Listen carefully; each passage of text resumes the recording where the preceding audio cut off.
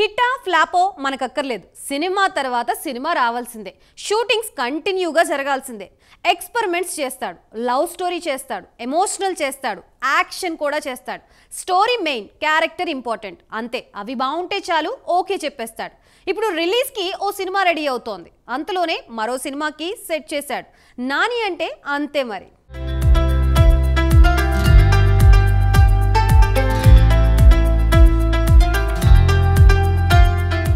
నాని మన పక్కింటి కుర్రాడు, అలా మనతో మిక్స్ అయిపోయాడు. ఇప్పుడు యాక్షన్ హీరోగా కూడా మారిపోయాడు.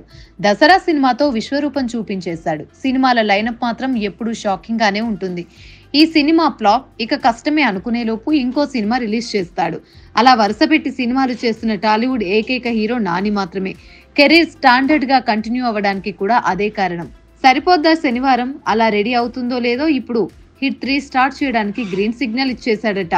ఈ విషయం తెలిసిన నాని ఫ్యాన్స్ ఖుషి అయిపోతున్నారు.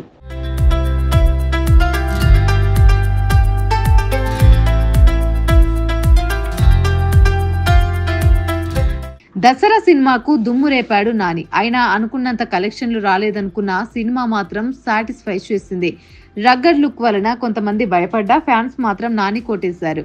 పైగా మనోడు పాలిటిక్స్ కూడా అప్పుడప్పుడు ట్వీట్స్ తో టచ్ ఇస్తూ ఉంటాడు. సినిమా టికెట్ల వ్యవహారంపై గట్టిగానే కమెంట్ చేశాడు. దాంతో టార్గెట్ కూడా అయ్యాడు. అయినా వెనక్కు తగ్గలేదు. తర్వాత దసరా సినిమాతో దంచి కొట్టేశాడు. దానికి ముందు అంటే సుందరానికి సినిమా దెబ్బతీసింది.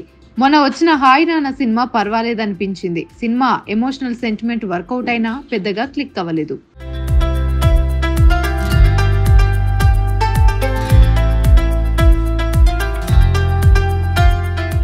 ఇప్పుడు సరిపోదా శనివారం అనే సినిమా వివేక్ ఆత్రేయ డైరెక్షన్ లో చేస్తున్నాడు. సినిమా కంప్లీట్ అయిపోయింది. ఆగస్టు 29న రిలీజ్ అవబోతుంది.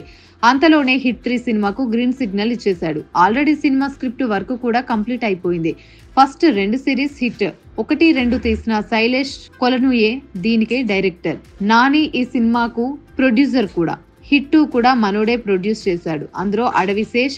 ఆ సినిమా ప్రమోషన్స్ అప్పుడే నాని చెప్పాడు థర్డ్ పార్ట్ తనే చేస్తానని. అన్నట్లుగానే అది సెట్స్ పైకి తెస్తున్నాడు. అయితే శైలేష్ కొలను వెంకటేష్ తో తీసిన సైంధవ్ ఫెయిల్ అయింది. అయినా కానీ నాని శైలేష్ పై కాన్ఫిడెంట్ గానే ఉన్నాడు.